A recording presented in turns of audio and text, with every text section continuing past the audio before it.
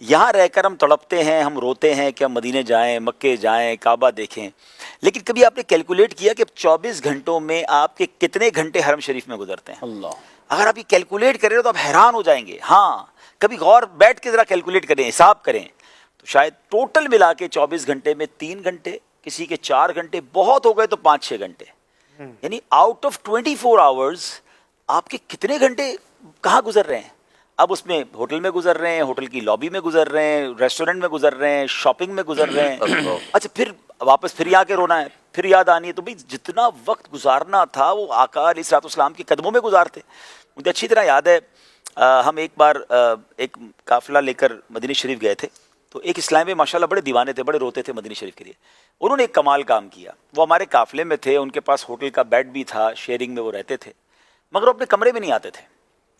تو میں نے کہا یہ کہاں ہے, یہ روم میں کیوں نہیں آتے؟ تو کہتے حرم سے آتے ہی نہیں ہیں. میں نے کہا آپ کدھر رہتے ہو بھائی؟ تو کہتے ہیں میں نے ہوٹل میں کیوں رہنا ہے, کمرے میں تو میں ساری زندگی سوتا ہوں, میں نے مسجد نبی شریف میں ہی رہنا ہے.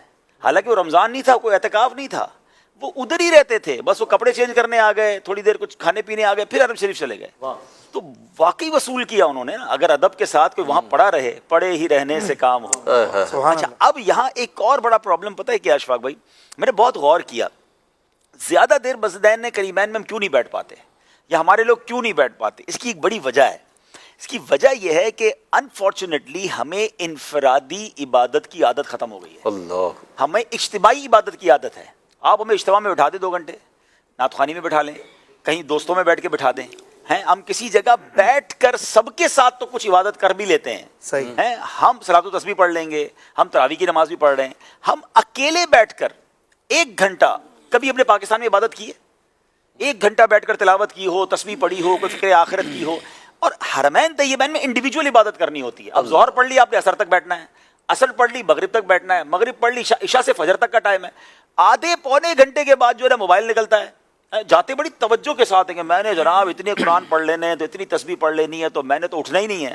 15-20 منٹ کسی کا ٹیمپرامنٹ چلتا ہے, کسی کی آدھا گھنٹہ بیٹری چلتی ہے, کسی 1 گھنٹہ چل جاتی ہے, عادت نہیں ہے, عادت نہیں ہے. اب اس کے بعد وہ موبائل نکلے گا. اچھا اس کے بعد دوست تلاش کریں گے, یار کوئی ہے کوئی جس کے ساتھ جا کے بیٹھوں باتیں کروں. حرم شریف کے اندر بھی فضول باتیں ہو رہی ہوں گی, سیاست پر باتیں ہو رہی ہوں گی, حالات حاضرہ پر بڑی بڑی آواز میں کہہ لگائے جا رہے ہوں گے. اچھا ایک تو پرابلم یہ ہے کہ کچھ لوگ یہ سمجھتے ہیں کہ اوورسیز کال کرنے کے لیے آواز بھی اوورسیز والی چاہیے. اچھا تو وہ حرم شریف سے جب پاکستان بات کرتے ہیں نا, تو میرا خیال ہے 500-600 نوازی سن رہے, ہلو ہلو, ایسا لگ رہا ہے پاکستان آواز پہنچا رہے ہیں. اچھا ارے فون کے بغیر پہنچا رہے ہیں, وہ ایسا سمجھ بغیر فون کی آواز اسلام آباد یا گجرانوالہ پہنچ رہی ہے, تو وہ اتنا چیخ رہے ہوں. اچھا پھر وہ جو باتیں ہو رہی ہے سب سن رہے ہیں, او بچے دا کی حال ہے, تو فلاں کیا کر رہا ہے, تو وہ سو گیا کہ نہیں سویا؟ رہے بھائی وہ سو گیا, ادھر والے اٹھ گئے, ٹھیک ہے نا. تو اتنی بڑی آواز میں گفتگو, یہ سوتا ہوا جاگ گیا, اب وہ برابر والا سویا والا جاگ گیا, وہ بچے کا سلانے کی بات کر رہے ہیں. تو یہ اتنا بڑا مسئلہ ہے. اچھا پھر اس فون کا جو اشفاق بھائی غلط استعمال وہاں ہو رہا ہے, کاش یا تو فون چھوڑ کے چلے جائیں, یا ایٹ لیسٹ ہوٹل میں رکھ کے آ جائیں, یا کم از کم حرم شریف کے اندر وہ چھوٹا والا ایک فون لے جائیں جس میں ویڈیو اور یہ سوشل میڈیا نہ ہو.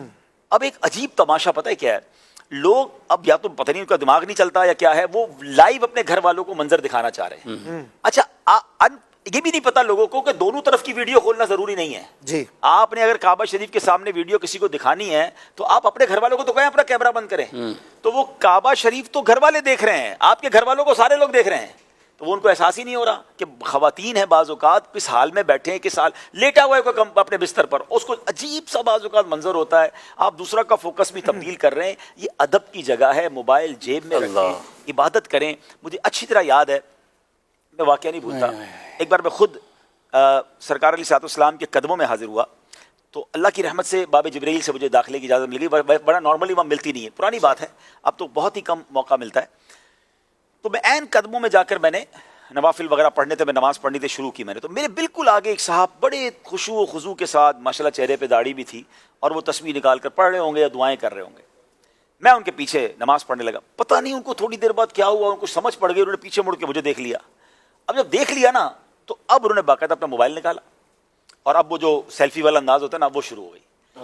میں نماز پڑھ رہا تھا, نماز میں ویسے ہی بندے کا دھیان بٹتا ہے. نماز پڑھنے کے بعد میں دیکھتا رہا, پھر میں نے اس کے کان میں ایک بات کہی, کاش یہ بات تمام زائرین کو سمجھ آ جائے.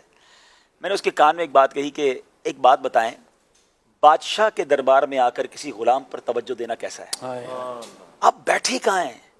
تھوڑی دیر پہلے آپ اپنے آپ درود پاک میں عبادت میں مگن تھے, اب آپ کیا کام کر رہے ہیں؟ تو کاش یہ بات سمجھ آ جائے کہ دنیا کا کوئی بھی بندہ کیوں نہ آ جائے یار، میرے آقا کا در تو وہ ہے کہ اس گلی کا گدا ہوں میں جس میں مانگتے تاجدار پھرتے، یا سارے فقیر ہیں، سارے غلام ہیں، آپ غلاموں کو دیکھ رہے ہیں۔